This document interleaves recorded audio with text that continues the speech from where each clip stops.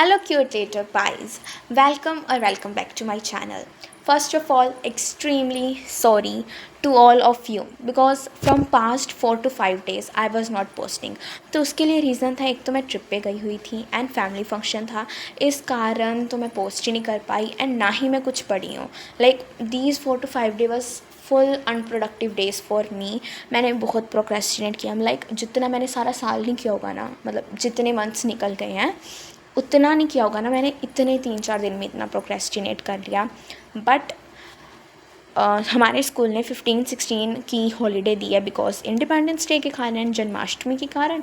So happy independence day to all of you and happy Janmashtami in advance to all of you. And 17 के तो हमें holiday है, तो इस कारण 3 डेज़ तीन कॉन्जिक्यूटिव डेज़ में हॉलीडे है. तो मैंने सोचा मुझे इन दिनों को प्रोडक्टिव करना है. तो फर्स्ट ऑफ़ ऑल मैंने अपने नोट्स लिखे थे. मेरे ना जो चैप्टर 1 था इसके मैंने सिर्फ वीडियो लेक्चर देखा था. इफ़ यू नो, मैंने पुरानी वीडियो में दिखाया था. मैंने सिर्फ लेक्चर देखा, तो मैंने नोट्स नहीं बनाए. तो मैंने सबसे पहले नोट्स बनाए, नोट्स को रिवाइज़ किया. Now I was doing chapter 2 nationalism in India. And पहले जब मैंने लेक्चर देखा ना तो मुझे कुछ समझ नहीं लगा. टू बी ऑनेस्ट मुझे लग रहा था ये चैप्टर मेरा बहुत गंदा जाएगा. बट जब मैंने अपने नोट्स को रिवाइज़ किया ना तो इट वाज़ गुड. फिर मैंने एनसीईआरटी रीडिंग भी की बिकॉज एनसीईआरटी बहुत इंपॉर्टेंट है. नोट्स के जैसा था, बट ऐसा है कि मैंने नोट्स में पॉइंट्स लिखे हुए हैं एंड ऑब्वियसली एनसीईआरटी में पॉइंट्स नहीं हैं. सो आई ऑलवेज़ प्रेफर कि मैं पहले अपने नोट्स रीड करूँ एंड देन मैं एनसीईआरटी करूँ बिकॉज वो ईजी होता है एंड अंडरस्टैंडेबल होता है. After that I started doing Hindi chapter Tantara व मीरो की कथा.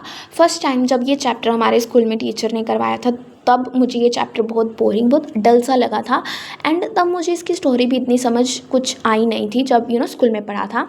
बट जब मैं आज पढ़ रही थी घर पे, तो मुझे ये चैप्टर इतना हार्ड नहीं लग रहा था. लाइक देखो, आपको क्वेश्चंस जब आप पढ़ोगे तो तब आप जब आंसर्स लिखोगे उसके लिए आपको एक चीज़ पता होनी चाहिए कि स्टोरी में बेसिकली हुआ क्या. आप खुद लिख दोगे तो उसके लिए ऐसा भी है कि आपको सीन्स पॉइंट्स याद करने पड़ेंगे. मुझे सारे पॉइंट्स मैं बताऊं, सारे सीन्स बताऊं, अच्छी तरह से याद नहीं हुए हैं.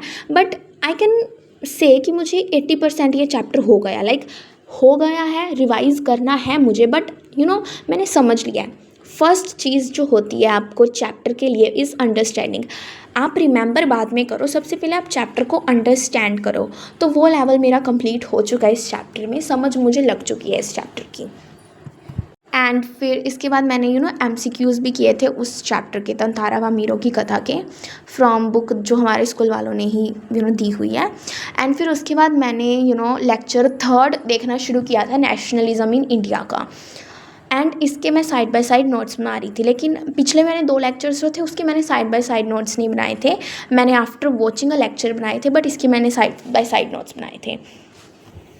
And our August periodic tests are going to start. Like पता नहीं क्यों अभी मुझे लग रहा है जुलाई में एग्ज़ाम्स ख़त्म हुए हैं एंड अभी फिर से एग्ज़ाम शुरू हो रहा है. Like 10th is all about exams, like all about exams and exams.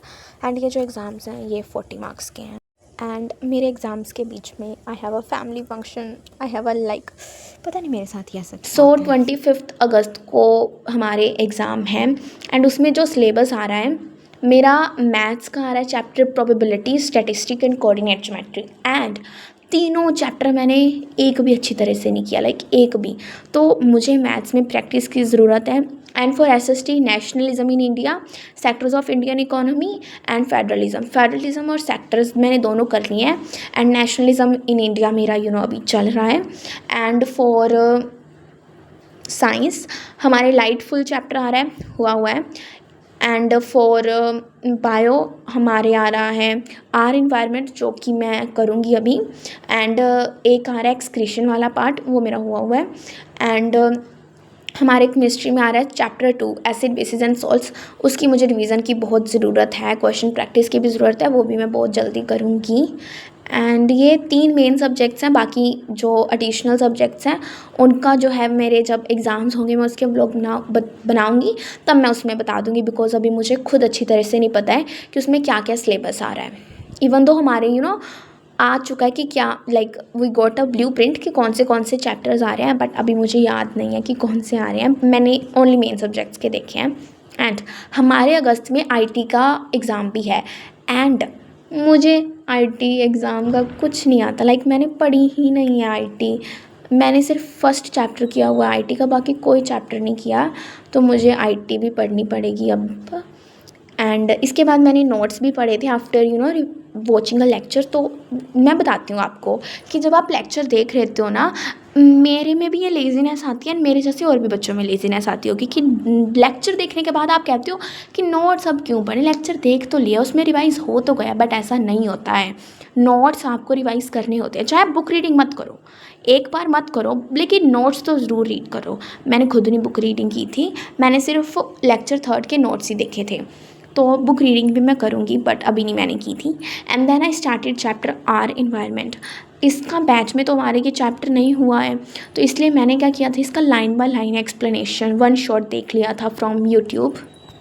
And मैंने फिर जितना मैंने लेक्चर देखा उतना मैंने रिवाइज कर लिया था। So this was all for the video. I hope you guys enjoyed. Bye bye, see you in next video.